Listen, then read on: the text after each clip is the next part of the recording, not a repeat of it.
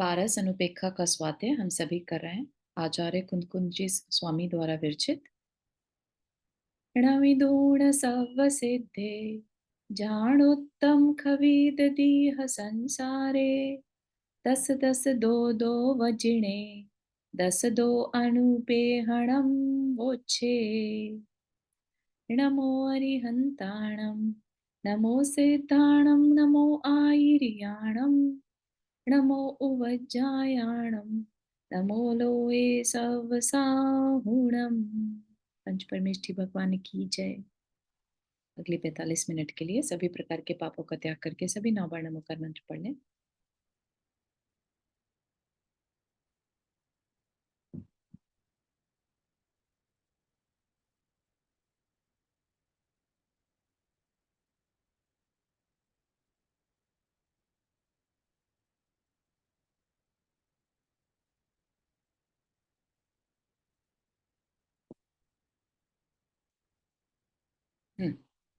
तो हमारा जो विषय है बारस अनुपेक्षा यानी 12 अनुप्रेक्षा। द्वादश बारस मतलब 12 अनुपेक्षा अनुप्रेक्षा है ना, या जिसे हम 12 भावना भी कहते हैं। राइट। तो हमें एक चिंतन का विषय दिया जा रहा है जिसमें से कि 2 विषय जो थे 12 में से 2 हमने करे। कौन कौन से 2 हो चुके हैं हमारे, कोई बताएगा? अनित्य आणि अशरण। अनित्य अचरण बिल्कुल सही है। अनित्य अनित्य में हमें ये पता चला था कि जो कुछ भी दिख रहा है, जो भी पर है, वो अनित्य है ना। पुद्गल अनित्य है, मतलब पुद्गल तो नहीं अनित्य कह सकते, पुद्गल से बना हर चीज, क्योंकि उसमें गलन और पुद्गल बनना और बिगड़ना चलता रहता है। ठीक है ना, तो इसलिए वो अनित्य है। कुछ भी हमें दिख रहा है, कुछ वर्षों के बाद वो चीज वहां पर नहीं रहेगी। ठीक है ना, ऐसे ही वे शरीर भी नहीं रहेगा, ये भी अनित्य है। ठीक, तो हमें ये रियलिटी बताई गई थी। फिर अनित्य तो बता दिया, फिर हमें अशरण बताया कि हमें यहाँ बचाने वाला कोई नहीं है, सबका मरण निश्चित है। और मरण से ना घबराओ, मृत्यु के भय से बचाने के लिए अशरण भावना है। और किसकी शरण लेना, तो हमें क्या बताया गया था, किसकी शरण लेना? कोई बताएगा यहाँ पर? किसकी शरण लेना बताया गया था हमें? जिनेन्द्र प्रभु की। व्यवहार से पंच परमेष्टि की और निश्चय से अपने आत्मा की निजात। बहुत सुंदर, बहुत सुंदर चेतन अंकल। कि व्यवहार से पंच परमेष्ठि की और निश्चय से आत्मा की, है ना। जब हम अपने चिंतन में बैठे हैं, अपनी आत्मा के चिंतन में बैठे हैं, तो हमें उसी की शरण लेनी है, क्योंकि नित्य है वो, वही वास्तविकता है ना। और अब हम व्यवहार से कहें कि हम किसकी शरण लेनी है, तो जो ऑलरेडी उस मोक्ष को पा चुके हैं या उसके रास्ते में हैं, उस मोक्ष मार्ग में हैं, हम उनके बताए रास्ते पर चलें, वही शरण है। मोक्ष के मार्ग पर चलना ही शरण है। ठीक है। थोड़ा सा बैकग्राउंड नॉइज आ सकता है, I hope it's okay. Is it, मतलब बहुत बॉदर तो नहीं कर रहा? It's fine. नहीं लग रहा है कुछ ऐसे। अच्छा, ऐसा रिवीजन हो जाएगा। ओके, बढ़िया बढ़िया, ठीक है। ठीक है, तो हमें मृत्यु के भय से बचाया जा रहा है, क्योंकि क्या होगा अगर हम डरेंगे, हम, ठीक है, अगर हम हर समय मृत्यु के भय से डरते रहेंगे, तो हम उसी तरह का, अगर हम इसको साइंटिफिकली देखें, ठीक है, तो हम कोई भी मरण है, तो हम उस मरण से डरेंगे, तो हम वैसे ही केमिकल्स, डर वाले जो केमिकल्स हैं, नेगेटिव केमिकल्स हैं, बॉडी में रिलीज होंगे। ठीक है, तो हमें उस नेगेटिविटी से बचाने के लिए, हमारी उससे ऑरा भी खराब होती है, तो हमें उस चीज से बचाने के लिए आचार्य कहते हैं कि उससे डरना क्यों, वास्तविकता को समझो। ठीक है ना, जब सबका मरण निश्चित है और हम अगर अच्छे कर्म कर रहे हैं, हम परमेष्ठि की शरण लिए हुए हैं, तो हमारा आगे जो होगा जीवन वो अच्छा ही होगा। तो इसलिए हमें किसी से भय की जरूरत नहीं है। ठीक, तो ये चीज हमने, 2 चीजें हमने समझी थी, अधर्व और अशरण। आज जो हमारा विषय है वो है एकत्व भावना। ठीक है, एकत्व भावना में क्या बताने वाले हैं? एकत्व, आप अकेला अवतरे, मरे अकेला होए, या कहिए इस जीव का साथी सगा न कोई। है ना, ये अपन सब जो है 12 भावना में पढ़ते हैं। ठीक, तो एकत्व में बताया जाएगा कि हम अकेले हैं, हमारा अस्तित्व जो है वो बाकी से अलग है, हम में एक अपनी एक एग्जिस्टेंस है। ठीक है, हर आत्मा अपने एग्जिस्टेंस को लिए हुए है, ये चीज हमें एकत्व भावना में बताई जाएगी। ठीक है, कई बार कंफ्यूजन है, ये कह लीजिए कि जब हम व्यवहार में रहते हैं हमें ध्यान नहीं रहता है ना, हमें लगता है कि हम तो दूसरे के लिए कर रहे हैं, हम परिवार के लिए इतना कर रहे हैं, अब परिवार हमारे लिए करेगा। परिवार के लिए हम क्या क्या नहीं करते, है ना, सारे पाप कर्म करने तैयार हो जाते हैं। तो क्या वो पाप कर्म का करने वाला को फल मिलता है, करवाने वाले को फल मिलता है, कैसा क्या होता है? ठीक है, तो उसकी थोड़ी सी हमें यहाँ पर चिंतन करने को मिलेगा। तो क्या कह रहे हैं, इक्को करे दिकम मम, इक्को करे दिकम मम, इक्को हिंडदी अदीह संसारे, इक्को जायदि मरदिया तस्सा फलम मुंजदे। एको, एको का मतलब अकेला, एको करेदी कम्मम, कर्म करने वाला कौन है? अकेला जीव है। हर जीव जो कर्म करता है वो अपने अकेला ही करता है। ऐसा नहीं है कि हम कुछ कार्य कर रहे हैं तो उसमें कोई दूसरा पार्टिसिपेट कर रहा। ठीक है, हम जो कर्म करते हैं मन वचन काया के वो हम करते हैं। ठीक है, तो क्या कहा, एक को करेदी कम्मम, दूसरा करेगा वो अपने कर्म का करता होगा, हम अपने कर्म के करता है, और हम अपने कर्म के अकेले ही करता है। ठीक है, और उस कर्म को करने से क्या होता है, एक को हिंडती या दीह संसारे, दीह मतलब हमने पहले भी जो मंगलाचरण किया था उसमें भी दीह संसारे आता है। दीह मतलब दीर्घ, लंबा, लंबा कितना लंबा, अनंत काल का जो संसार है, दीर्घ संसार है, उसमें हिंडदी, हिंडदी मतलब भ्रमण करना, घूमना। ठीक है, तो एक को हिंडदी, ठीक है, तो एक को हिंडदी दीह संसारे, अकेला ही इस संसार में भ्रमण करता है। यहाँ पर दीह जो संसार है जिसे हम क्या कहते हैं, संसार, अगली जो लाइन है उसमें कह दिया, एक को जायदी मरदीय, जायदी मतलब जन्म लेना, मरदी मरण होना, तो अकेला ही जन्म लेता है और अकेला ही मरण करता है। तो कहाँ मरण, जन्म मरण करता है तो कहाँ करता है, तो संसार में करता है। राइट, संसार उसी से चलता है, जन्म मरण को ही संसार कहा है, और क्योंकि ये अनंत काल से जन्म मरण करता आ रहा है इसलिए दीर्घ संसार, आगे भी कितना होगा कोई नहीं जानता। तो ये उसका संसार हर जीव अपना खुद डिसाइड करता है। हो सकता है एक ही परिवार में एक सदस्य अनंत काल तक आगे घूमता रहे, मिथ्या दृष्टि हो, जैसा कि आदिनाथ भगवान के समय में मारीची का जीव भटकता रहा, और वहीं आदिनाथ भगवान उसी भव से, भरत जी जो हैं वो उसी भव से, बाहुबली उसी भव से मोक्ष चले गए।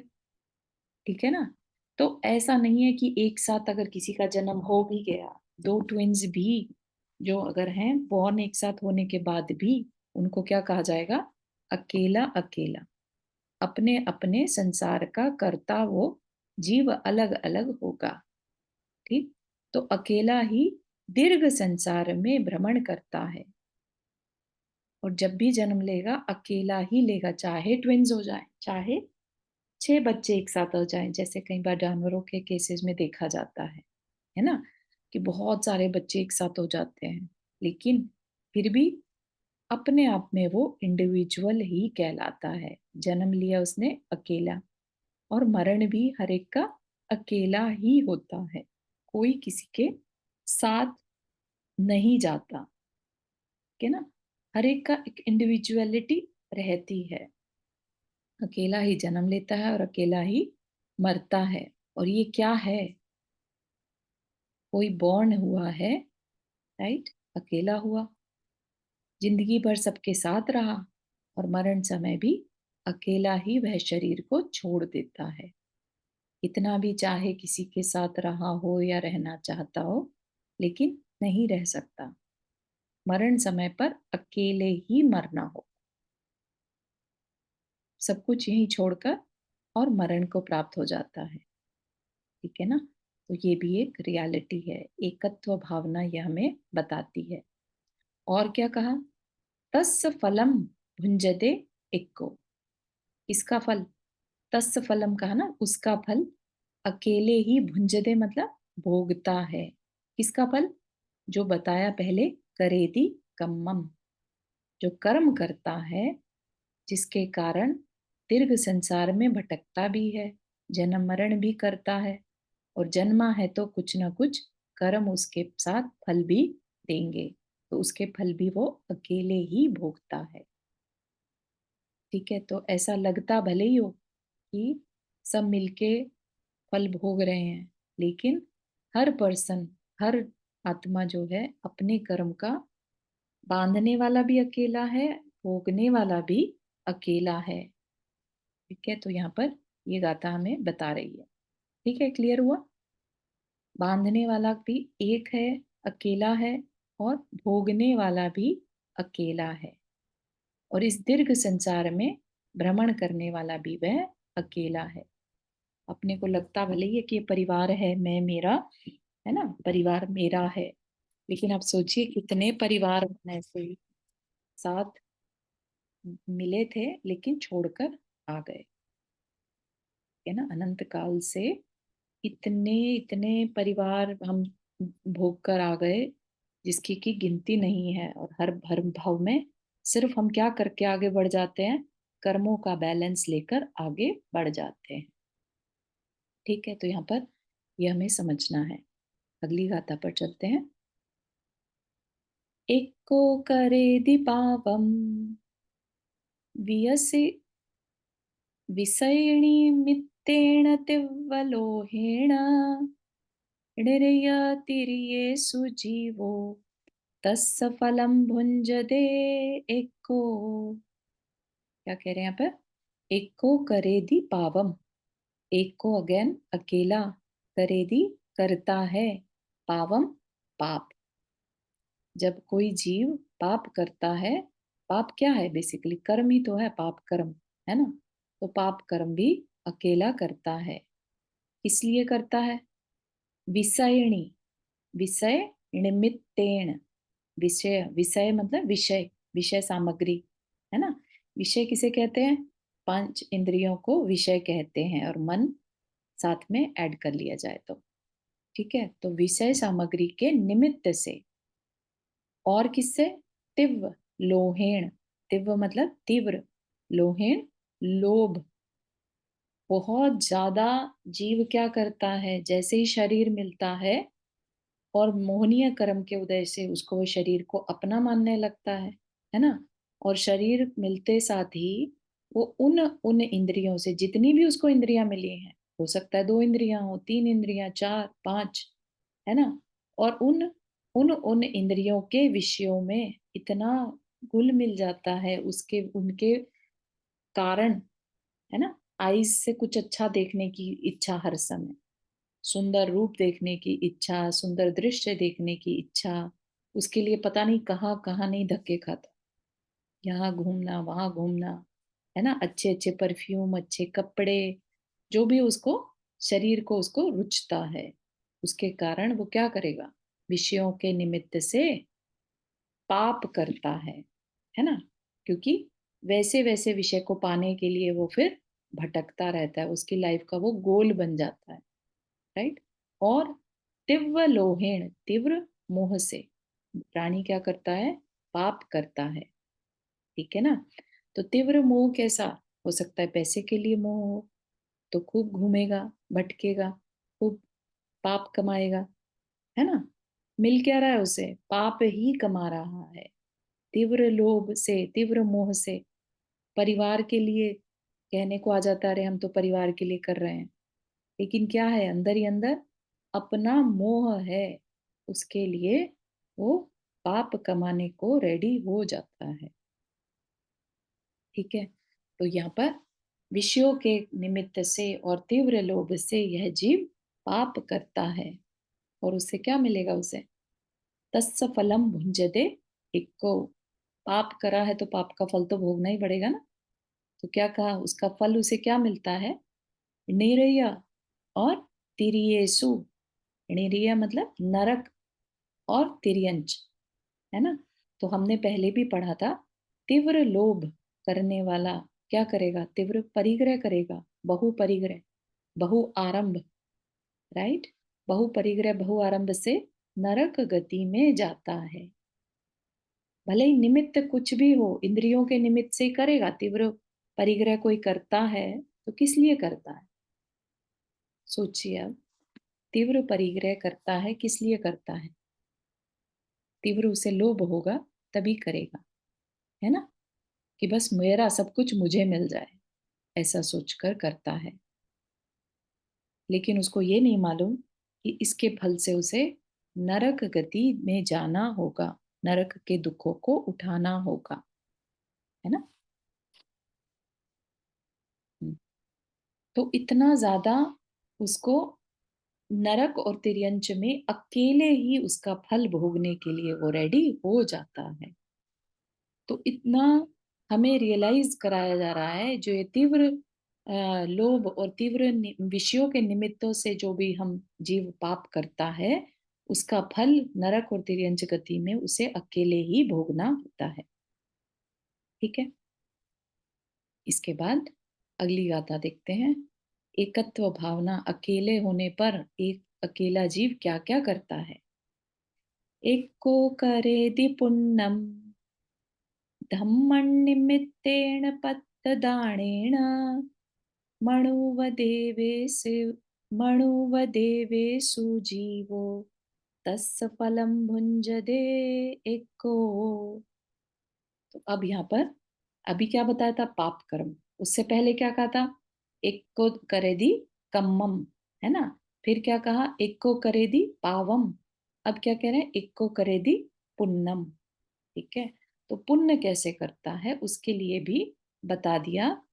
धम्म निमित्ते, धर्म के निमित्त से, और पत्त दानेन, पात्र के दान से यह जीव पुण्य कमाता है। दो चीजों से मुख्य रूप से बता दिया। ठीक है, पुण्य कैसे कमाता है? धर्म से, धर्म के निमित्त से। धर्म में धार्मिक क्रियाएं भी ले सकते हैं हम यहाँ पर, और जो हमें परिभाषाएं शास्त्र के अध्ययन से पता चलती हैं, अहिंसा परमो धर्म, है ना। तो अहिंसा को फॉलो करेगा, 5 पापों से बचकर भी पुण्य कमा सकता है। दया मूलो धम्मो, दया धर्म का मूल है, उसको करके भी कमा सकता है। फिर वत्थु स्वभावो, स्वभावो धम्मो, वस्तु के स्वभाव में रहकर भी पुण्य को कमा सकता है ना।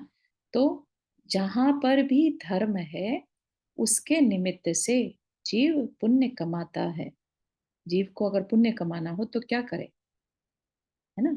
तो क्या करे? तो धर्म के निमित्त से पुण्य कमा सकता है। अब धर्म की डेफिनेशन हर एक की अलग अलग हो सकती है।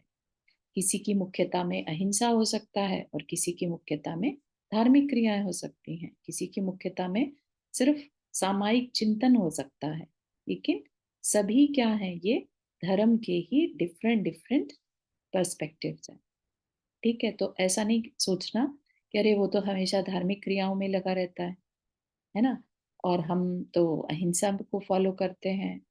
मतलब हमें दूसरा क्या कर रहा है वो नहीं देखना, हमें अपने लिए क्या करना है वो चिंतन यहाँ पर दिया जा रहा है।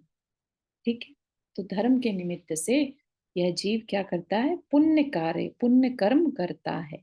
कर्म करेगा तो फल तो मिलेगा, है ना। तो फिर और क्या से कैसे पुण्य कमा सकता है?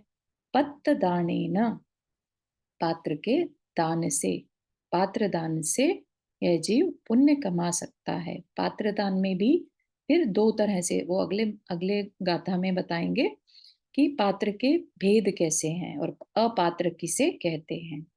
लेकिन यहाँ पर देखने वाली बात यह है कि आचार्य कुंद कुंद स्वामी जो बहुत बड़े महान आचार्य, अध्यात्म के उनसे बड़े कोई आचार्य नहीं हुए। ऐसा माना जाता है कि एक तरह से कह लीजिए वो एक अपनी आत्मा के बारे में सब जानते थे। ठीक है ना, ऑलमोस्ट जिसे कहते हैं ना कि श्रुत केवली, उस समय के वो बहुत बड़े आचार्य रह चुके हैं। तो उन्होंने जब ये बातें हमें कही, और यहाँ पर मुख्यतः से धर्म कमाने के लिए, पुण्य कमाने के लिए पात्र दान, एक नहीं तो क्यों लिख देते, एक गाथा ही बना दी, दो चीजें बना दी, धर्म के निमित्त से और पात्र दान से। तो कुछ विशेष है पात्र दान में जिसकी वजह से पुण्य मिलता है। नहीं तो हम उसे ही धार्मिक क्रिया मान के कि भाई मुनि महाराज को आहार करा दिया तो ये धार्मिक क्रिया हो गई, है ना।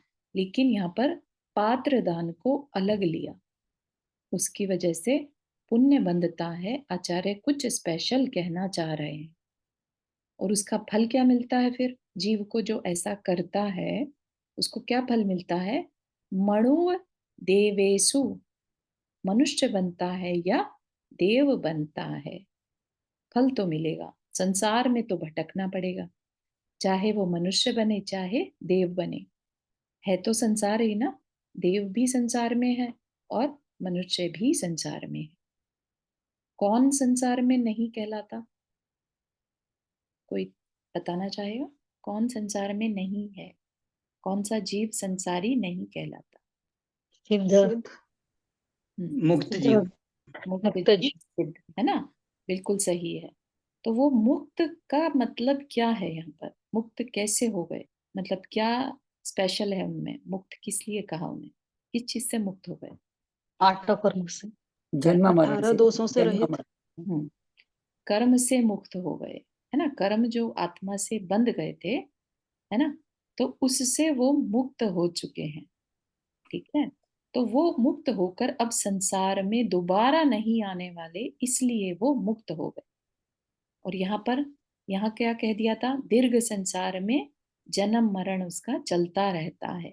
ठीक है ना, चाहे वो जन्म मरण नरक तिर्यंच में हो, चाहे वो मनुष्य देव में हो। ये अलग बता दिया, वो अलग बात है कि तिर्यंच और नरक में जाने के लिए उसे पाप करना पड़ेगा, और पुण्य में पुण्य करेगा तो मनुष्य या देव बनेगा। ठीक है, लेकिन है तो संसार ही। ठीक है, तो पहली बात गाथा में कह दिया कि कर्म करेगा तो दीर्घ संसार में भ्रमण करता रहेगा। ठीक है ना, और ये भ्रमण जो है वो उसे अकेले ही करना है, कोई उसके साथ इस भ्रमण में साथ नहीं जाने वाला। कर्म भी अकेला करेगा, उसका फल भी अकेले ही भोगेगा। ठीक है ना, तो जैसे मनुष्य हैं हम, उसके एग्जाम्पल ये अच्छे से समझ सकते हैं। लेट्स से आपके परिवार में किसी को चोट लगी है, राइट, छोटी सी चोट लगी है, गिर गया, गिरने से खरोच आ जाती है, बहुत छिल गया वहां से और खून बहने लगा, है ना। तो अब जिसके लगी है उसका दर्द, और जो देख रहा है परिवार का पर्सन, उसको जो पेन हो रहा होगा, उसमें जमीन आसमान का डिफरेंस है। ठीक है, तो जो कर्म जिसके चोट लगी, उसका कर्म अलग तरह से उसका फल दे रहा है, और जो देख रहा है उसको भी कर्म का फल मिल रहा है। देखने देखने रूप उसको भी पेन हो रहा है ना, तो pain is a feeling of, कर्म का फल की फीलिंग आती है तो कर्म का फल कहा जाता है। कोई भी फीलिंग हमें आती है, दैट इज कर्म का फल। ठीक है, तो हमें उस पर्सन को देखकर, परिवार के उस सदस्य पे तकलीफ जो हमें देखकर तकलीफ हो रही है, वो हमारे कर्म का फल है। ठीक है, तो वो जो हम फल भोग रहे हैं वो सामने वाले के कर्म फल से डिफरेंट है। ठीक है, तो चाहे उसकी डिग्री में फर्क हो, चाहे उसकी कैटेगरी में फर्क हो सकता है सिर दर्द है, जैसे किसी को चोट नहीं लगी, लेट से सिर दर्द है ना। अब उसको जो दर्द हो रहा है, सिर दर्द जिसको होता है, सामने वाला उसके दर्द को समझ तो सकता है, लेकिन वैसी वाली तकलीफ, जो शारीरिक तकलीफ है, वो उसको नहीं हो रही। उसको सिर्फ मानसिक पेन हो रहा है। अरे मेरे बच्चे को तकलीफ है, सिर में दर्द है, या मेरे भाई को, हस्बैंड को, बहन को, किसी को तकलीफ है ना। तो एक को तो फिजिकल पेन हो रहा है और एक को मेंटल पेन हो रहा है। तो पेन तो है दोनों को, तो इसका मतलब क्या है, दोनों को कर्म का फल मिल रहा है, लेकिन दोनों अपने अपने कर्म के फल भोग रहे हैं। दोनों के अपने अपने कर्म के बैलेंस अलग अलग चल रहे हैं।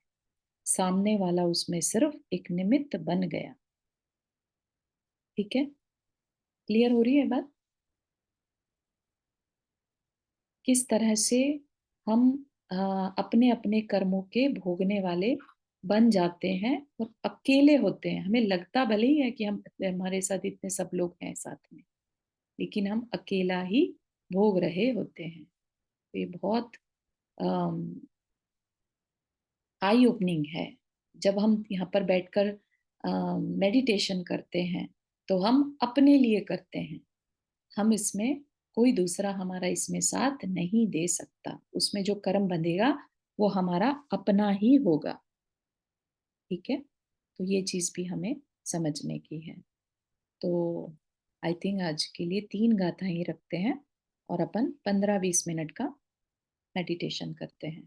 ठीक है, तो सभी अपना अपना मानस बना लें। जहाँ पर बैठे हैं अपने आप को व्यवस्थित कर लें। बैक को सीधा, आंखों को हल्का सा बंद कर लें। सब तरफ से ध्यान को अपनी सांसों पर ले आएं। 3 गहरी सांस।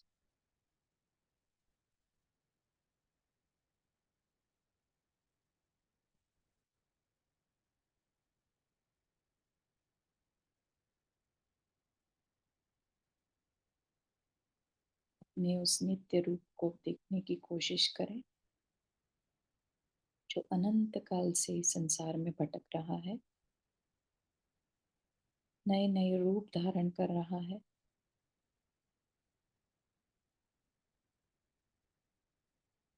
देखिए अपना नया जन्म एक बालक के रूप में जन्म हो गया। जन्मते साथ ही जो लोग दिख रहे थे उनको अपना मानने लगा कि ये कुछ मेरे हैं, ये मुझे प्यार करते हैं, अच्छे से बात कर रहे हैं, मुझे कुछ चाहिए तो मैं इनसे कह सकता हूँ। थोड़े बड़े हो गए, अपने और पराये की पहचान होने लगी। ये 4 लोग मेरे हैं और बाकी सब पर हैं। अपने इन 4 लोग के लिए मुझे कुछ करना है। ये जो कहते हैं वही मुझे करना है। दूसरा मेरे लिए अच्छा नहीं सोचता, सिर्फ मेरे परिवार वाले ही मेरे लिए अच्छा सोचते हैं।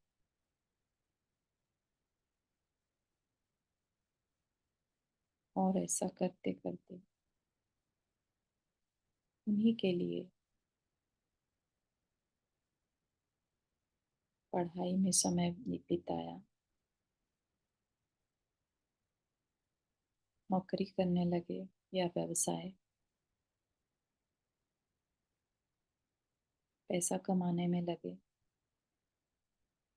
उस परिवार के लिए। कहीं कहीं कुछ अपने लिए भी इच्छाएं आने लगी। खुद को अच्छी गाड़ी चाहिए, अच्छा घर चाहिए था ताकि मान की पुष्टि हो सके। जो दूसरे हैं उनको मैं कुछ दिखा सकूं कि मैं क्या हूँ, मेरे पास ये है, वो है, सब कुछ है, बड़ा बंगला है, गाड़ी है। इस शरीर को कंफर्ट देने के लिए हर तरह के साधन जुटाने लगे।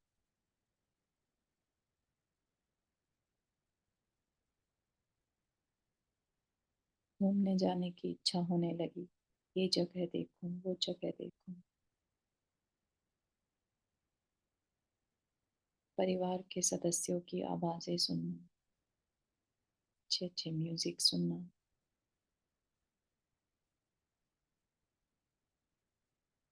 उसी में मन लगने लगा। अच्छे अच्छे होटल में जाके खाना, तरह तरह के ड्रिंक्स ट्राई करना, रसना इंद्रिय से उसी में बिजी रहने लगा। अच्छा कुछ सॉफ्ट पहनने का मन करना, सर्दी में, गर्मी में, उसी के हिसाब से, मौसम के हिसाब से कपड़े पहनने का मन करना।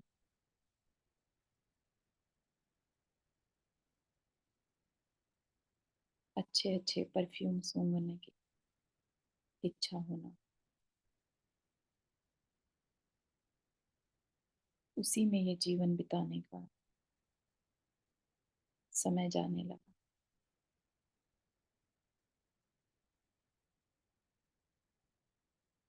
जितना भी परिग्रह किया, सब उन विषयों के लिए, उस परिवार के 4 लोगों की जरूरतों को पूरा करने के दिन रात एक कर दिए।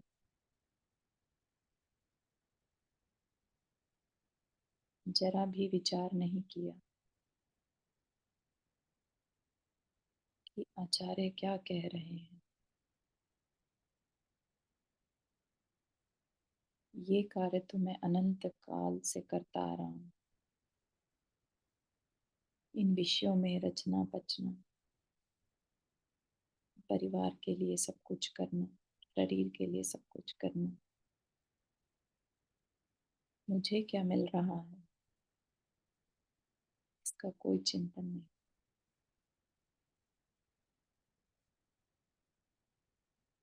अब परिवार के लोग एक एक करके अलग हो रहे हैं,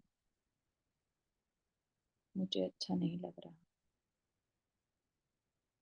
जो माता पिता थे, उनकी उम्र पूरी हो गई, वो छोड़कर चले। जो बच्चे हैं वो अपने में बिजी हो गए,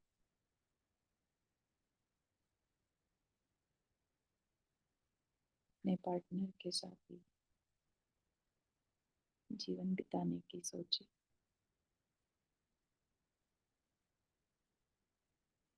और वृद्धावस्था में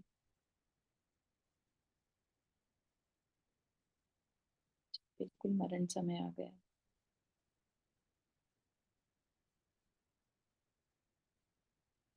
सबको बोला मुझे बचा लो, लेकिन कोई नहीं बचाने के लिए खड़ा था।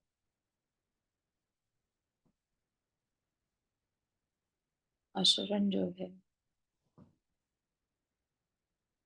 कोई किसी को नहीं बचा सकता।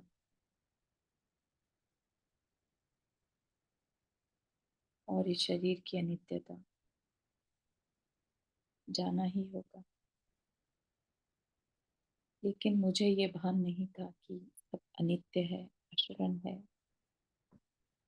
मैं सिर्फ अंदर से चाह रहा हूँ कोई मुझे बचा ले, कोई मुझे बचा ले, मुझे नहीं मारना। और अत्यंत तीव्र दुख के साथ जीवन भर जो पाप कमाया इस परिवार के लिए, इन विषयों के लिए, उससे आगे चलकर तिर्यंच बन गया, बोझा ढोने वाला बन गया। क्योंकि तीव्र दुख के परिणामों से मरण किया था और कुछ अच्छा कार्य नहीं किया, सिर्फ पेट भरने के लिए शरीर की साज संवार करने में ही समय निकाला। विषयों का दुरुपयोग किया, इंद्रियों का दुरुपयोग किया, आज तिर्यंच बन गया, बोल भी नहीं पा रहा, बस दूसरे के हिसाब से काम करना पड़ रहा। अब कुछ भी अपनी इच्छा से नहीं कर पा रहा, क्योंकि जब इंद्रियां मिली थी अपनी इच्छा भी कर सकते थे, मैंने उसका मिसयूज किया।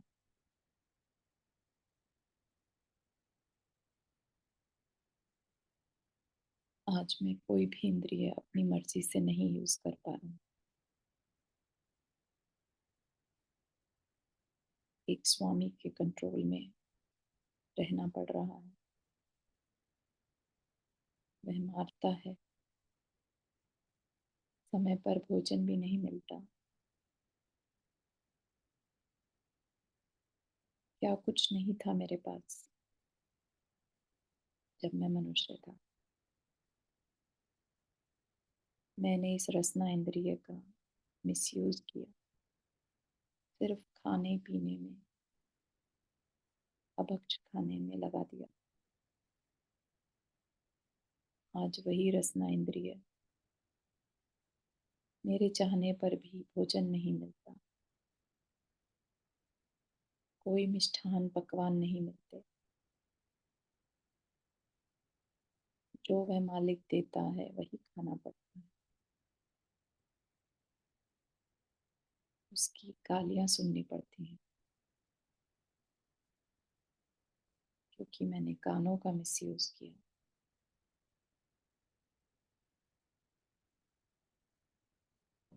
कोई कपड़ा, कोई सर्दी गर्मी से बचाने वाला नहीं।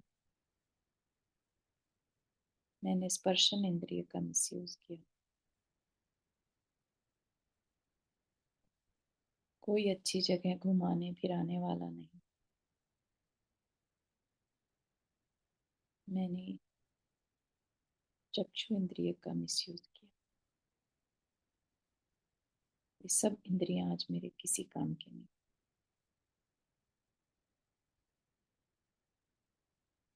काश मैंने थोड़ा सा पुण्य की ओर ध्यान दिया होता, आज ये त्रियंच के दुख नहीं उठा रहा।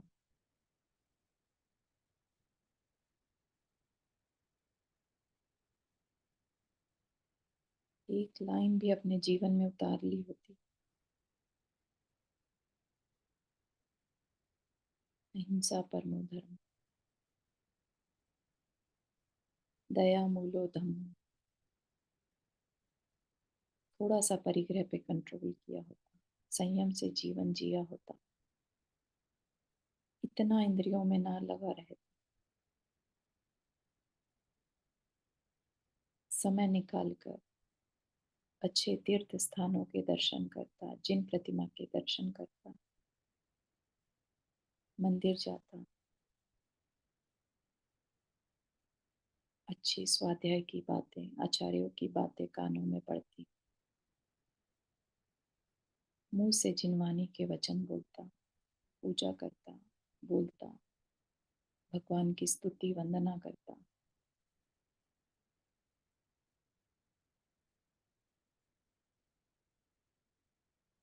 मन में थोड़ा शांत परिणाम रखता, सर्दी गर्मी को लेकर बहुत विचलित नहीं होता,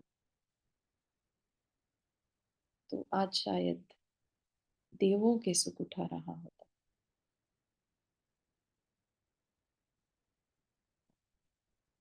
क्या हो गया था मेरी बुद्धि को,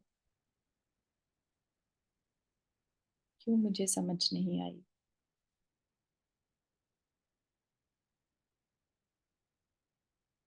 मेरे परिवार वाले जिनके लिए मैंने ये सब किया, पता नहीं कहाँ होंगे। काश मुझे ये विवेक पहले मिल जाता। मैं अपने कर्मों का स्वयं करता हूँ, स्वयं भोगने वाला हूँ। अकेला ही यात्रा करता हूँ, अनंत काल की यात्रा अकेले ही कर रहा हूँ।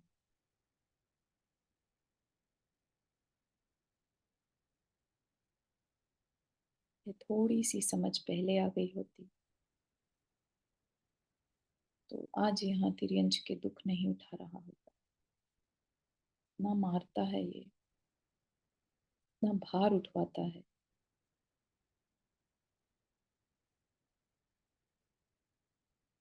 बहुत तिरस्कार उठाना पड़ता है।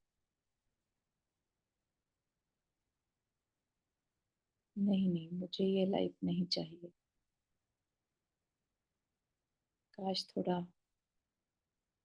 टाइम से वापस चला जाऊं। और जो मेरे पास समय बचा है अभी, जब ज्ञान आ गया मेरे पास, कुछ अच्छी बातें सुनकर उन पर चिंतन करूं। आचार्य कह रहे हैं धर्म के निमित्त से मैं पुण्य कमा सकता हूँ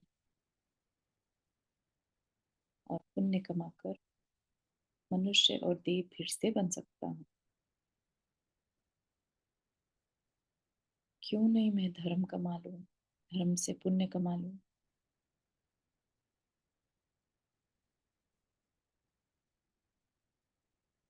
समता भाव भी धर्म है और धार्मिक क्रियाएं भी धर्म है।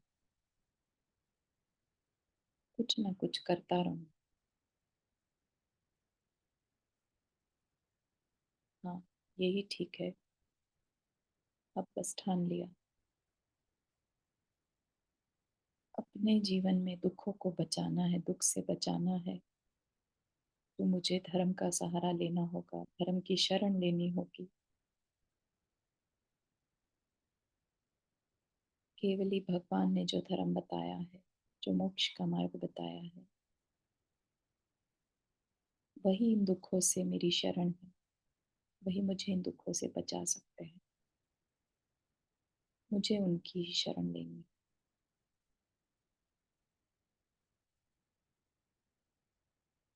चत्तारि शरणं प्रवज्जामि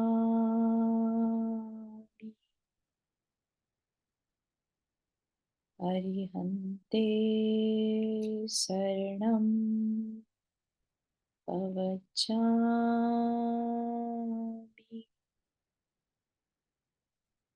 सिद्ध शरणं प्रवज्जामि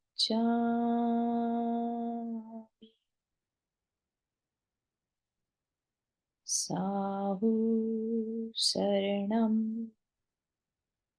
प्रवज्जामि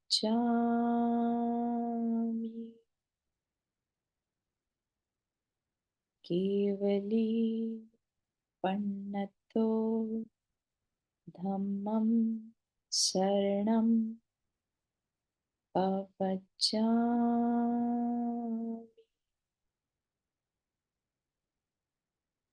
धम्मं शरणं प्रवज्जामि।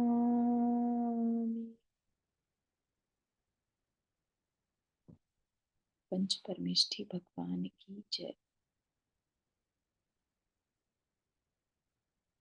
सभी अपना ध्यान वापस से अपने कमरे पर जहाँ बैठे हैं वहाँ ला सकते हैं।